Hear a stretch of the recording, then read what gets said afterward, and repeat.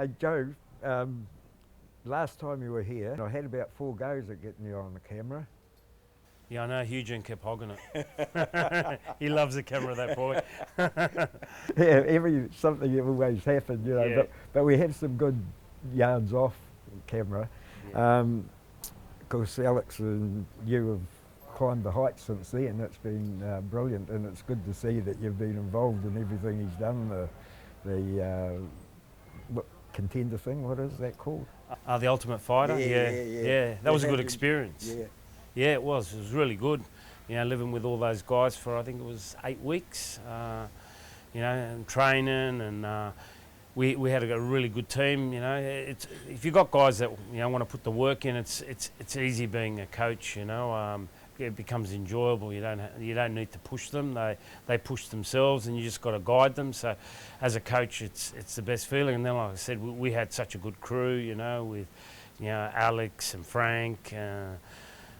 Big Woods and Craig Jones. It was, we had, can't forget Colby, the dark horse, but yeah, we had a good team. We were all living together, training together, and enjoying the high life of Vegas. Well, it's a bit of a difference from when you started off, because you told me, if I remember the story right, you really started the training because you had the security thing, and some of the guys that were working for you didn't really know that much, and you wanted to teach them a bit.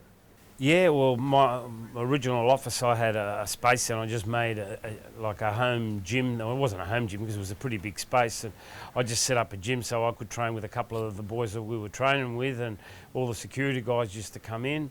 And then when I got to 40, I sort of wanted to semi-retire, so I bought an old church near my house. You know, it's 5 minutes, and I turned that into the gym, and I just wanted to train guys and go on holidays, and then lo and behold, I'm doing a lot of travelling. Well, that part worked out all right. Yeah, it did. Yeah, and all because the little fat fella walked into the room one day. Yeah, he just wanted to get fit pre-season, and the rest is history, I guess. Yeah, and you told me a good story once about you finding it hard to get Alex fights, and you had 3, were they brothers or cousins that turned up? Yeah, on my first show that I put Alex on, I didn't match him till the day of the fight. And Alex kept saying, who am I matched against? And I just kept changing the subject and moving on, saying I'm too busy organising the show. And I didn't match him till 12 o'clock of the fight, of the fight day. And I had to make a deal with these Lebanese guys. And the only reason they took it, they said, if you put my brother and my cousin on the show, so the day of the fight I had to change the whole card around to accommodate the whole fight, and Alex knocked him out in I think a minute and a half, and yeah, the trouble and the stress it caused me wasn't worth the time that he spent knocking this guy out. Tell us about they arrived, the 3 of them, with 1 pair of shorts and 1 mouthguard or something. Yeah, that was it. They showed up, literally, with 1 mouthguard, a pair of shorts, and they all shared it. And one of the guys got out of jail the week before. It was a mess all around. Like I said, I had to do a deal with the devil to get that show on. I had to ring and pull out every contact I knew, Yeah. The last time, as I say, you were here, and it was Christmas time. You're heading away to first fight against Max, and yeah, well, there was that one, but we came here for the last time we were here was the Auckland show when Brad and Dan Hooker was the main event. That was the last time we were here, but we weren't here as a fight camp. But we did train here. We just came out to help the boys like they help us, and we were. That was the last time that we were there. Then we went over to Vegas to watch Izzy and the Romero fight, and on the way back, that was the start of everything starting to close down. And 2.5 years later, we finally make it back here. Yeah. So it's been a pretty sort of. I think you guys have copped it a lot harder than what we have. We had. We opened up and eased up, a lot sooner than what you guys have. I mean, you still have to wear masks here. We haven't worn masks for, God, since Christmas, They and all our restrictions have been taken off, and we've just been back to normal. You don't need to be vaxxed anymore. You can, yeah. So you guys are still having it like we had to get COVID tested to come in the day before. Then on day 1 we've got to get COVID tested again, and then on day 5 and 6 we've got another 2 COVID tests to do. You know, so we're not doing any of that. So we're a bit luckier in that sense back at home. Since you've been back, you've gathered a few of the UFC fighters have been coming, and you've all been training together. Has that happened, or did I read wrong somewhere? With you guys? Yeah, well, Jamie's been with us. He's doing his camp with us as well. Josh has got a fight coming up, so he's been, you know, he comes down. They both come down and spar regularly with our guys, and then at the moment I'm just setting up a camp there. We've got guys coming from, you know, Western Australia, Melbourne, Queensland. We've got them coming from everywhere. You know, we've got a fighter's house set up, and yeah. So when we leave here, we're doing 2 weeks at home with all those guys. Then we'll be back here for a week, and then we're off to Vegas, you know, and you know, get this 4th ruby, I think it is, on the belt. And how hard is it to accommodate for everybody now? Because you're still in the same gym, or if you had to expand, or what? Yeah, we're still in the same gym. It was funny, Alex and I actually bought a huge facility. It was like 1,200 square metres, you know. We were going to turn it into a super gym.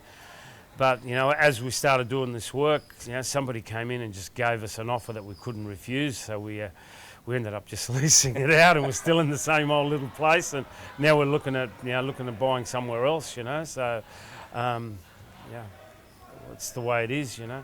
And I just think maybe it was a godsend. You know, I'm getting a bit old, and maybe it's time to hang up the boots, you know.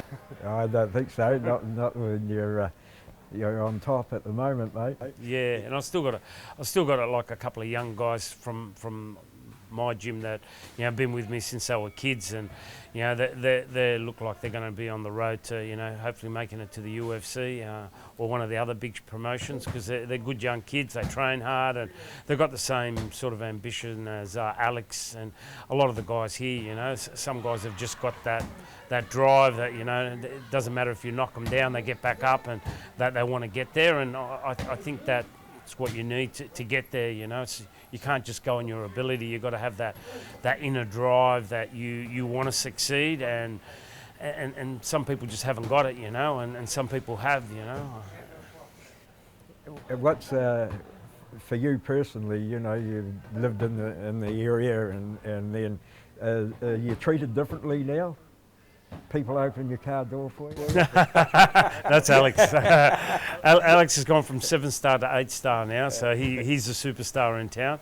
No, look, you know, around Wollongong and that, I've always had a gym, and I've run the nightclubs there for the last 35 years, so I'm sort of well known anyway around town, so people know who I am and what I do. So it hasn't changed much, except instead of talking about, you know, can they get into this nightclub or that, they talk about, you know, Alex and, you know, what we're doing next, you know. But, you know, I've got like a bit of a base there, you know. Yeah.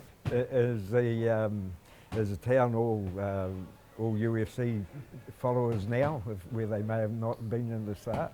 Yeah. Like even Alex said, he had to go to get some checkup at the hospital. I think after one of the fights, he had a cut or something, and as he was going through, some older lady, like a grandmother, pulled him aside and said, you know, she watched him on TV and was so impressed with him, you know, and we've got a really huge Macedonian presence in Wollongong, and now everywhere I go, they all pull me up, and they're all related to Alex, or they lived in his father's village or something. You know?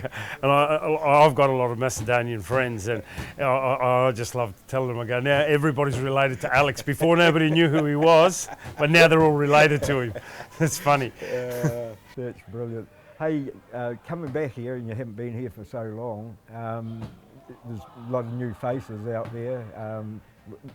You notice the vibe is still here.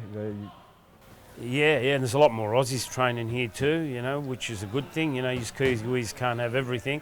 But it's always been a positive vibe here. You know, Hugen and Dougie, they're like myself now. They don't tolerate the bullshit, you know. So you either, you know, fit in and have that same drive and want to be part of the team, or they just show you the door, you know. And I guess that's why we get along. We've got that same mentality, you know, and yeah, there's no real egos here. Everyone wants to help each other and everybody wants to get better. Oh well, the big day coming up. How happy are you with Alex and where he is at the moment? Yeah, well, we're probably say we're not even halfway through the camp, you know. It's been a short turnaround. I think we've only had like 2.5 weeks, just over 2.5 weeks before they told us, hey, we're on again. And it's going to be, you know, great to be on the show again with Izzy and Brad. You know, Carlos is fighting the week before, so, you know, that is bringing a special vibe to the gym. And, you know, like I said, everybody's striving to move forward, and we've got that same vibe. We've got a lot of guys fighting at our gym as well, so we've got that same energy happening where we are, and yeah, it's great. You know, I'm looking forward to fight week because there's going to be so many of us around, and that always makes for a special time as well. You know, it's always good when you've got a lot of the boys there. It brings out, you know, fight week's got a lot of positive energy, but when there's more of us there, it's brings out more. And you know, catching up, I think, you know, Frankie's going to be here next week, which he gets here Saturday, I think. You know, Frankie's always good value, and good luck New Zealand with Frankie being here. Yeah. No, I've got to love the old Frankie. He's a good man. Yeah, I think, you know, that nobody says anything around here, but I've certainly noticed the vibe when from the old camps to the new camps, when everybody was available to come in and out. Everybody, of course, still done really well, but I think there's something a little bit different this time. I can feel the buzz in the air, you know. Yeah.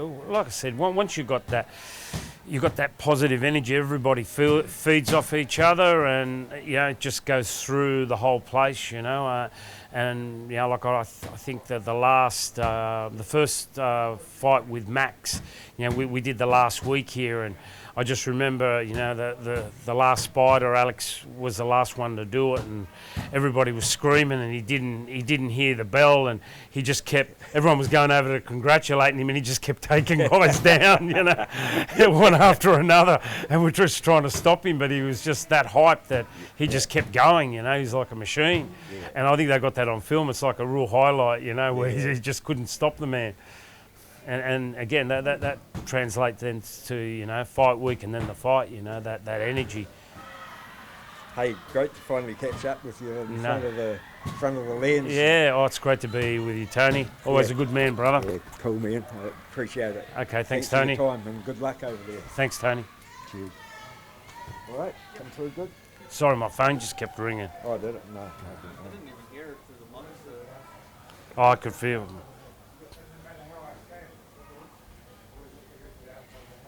Yeah, all good.